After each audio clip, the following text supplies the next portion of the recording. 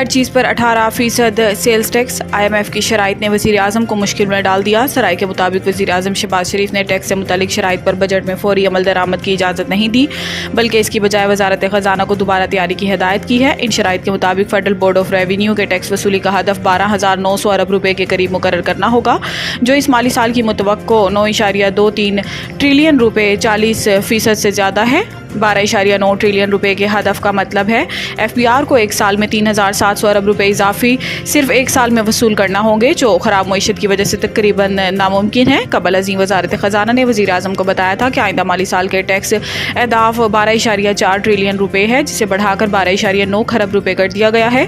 Reporter ने कहा है कि इस्लाहाती प्रोग्राम का मकसद पाकिस्तान को मुआशी इस्तेहकाम से मजबूत, जामिया और लचकदार तरक्की की तरफ लेकर जाना है। पाकिस्तान जामिया तरक्की के लिए अवामी मालियात को मुस्तहकम करने की मनसूबाबंदी कर रहा है, ताकि मईशत बेहतर बनाकर कमजोरियों को कम किया जा सके। पिशावर में लोड शेडिंग से तंग अवाम ने खुद ग्रिड स्टेशन में घुसकर बिजली खोल दी। पिशावर के शहरियों ने बिजली की लोड शेडिंग के खिलाफ रुकन सूबाई असम्बली फजल इलाही की क़यादत में 1000 ख्वानी ग्रिड स्टेशन के बाहर एहतजाज किया, जहां एहतजाज के दौरान इलाका उमायदीन और दीगर रिहायशी ग्रिड स्टेशन के अंदर मौजूद रहे। एहतजाजी मुजाहरे में शामिल अहले इलाका ने ग्रिड स्टेशन से खुद बिजली बहाल कर दी। रुकन सूबाई असम्बली फजल इलाही का कहना था कि तमाम फीडर्स जाकर बिजली बहाल कराएंगे। इलाका उमायदीन ग्रिड स्टेशन में बिजली बहाल रखेंगे। हमारी बिजली बंद होगी तो सबकी बिजली बंद करेंगे। इन्होंने कहा कि दही इलाकों में 8 माह बाद मीटर लगाया जाता है और 80,000 का बिल भेज दिया जाता है। कल शेख मोहम्मदी फीडर बंद करूंगा तो इस्लामाबाद तक फीडर बंद हो जाएंगे।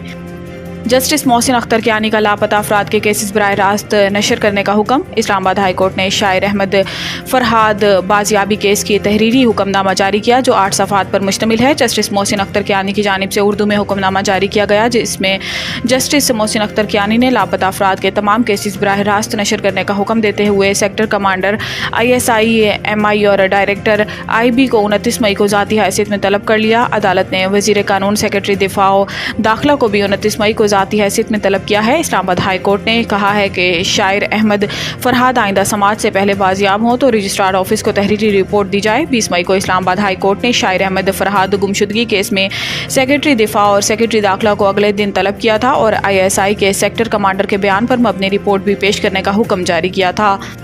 टूल टैक्स में 30% तक इजाफा। इतलाक 1 जुलाई से होगा। National highways M1, M3, M4, M5 और हवेलियाँ मानसहरा एक्सप्रेस वे पर टूल टैक्स में इजाफा किया गया है। नेशनल हाईवेज पर कार का टूल टैक्स 30 रुपये से बढ़ाकर 40 रुपये कर दिया गया है। वैगन का टूल टैक्स 50 रुपये से बढ़ाकर 70 रुपये कर दिया गया है। नेशनल हाईवेज पर बस का टूल टैक्स 100 रुपये से बढ़ाकर 130 रुपये कर दिया गया। 2 से 3 एक्सेल ट्रक का टूल टैक्स 120 से बढ़ाकर 150 रुपये कर दिया गया।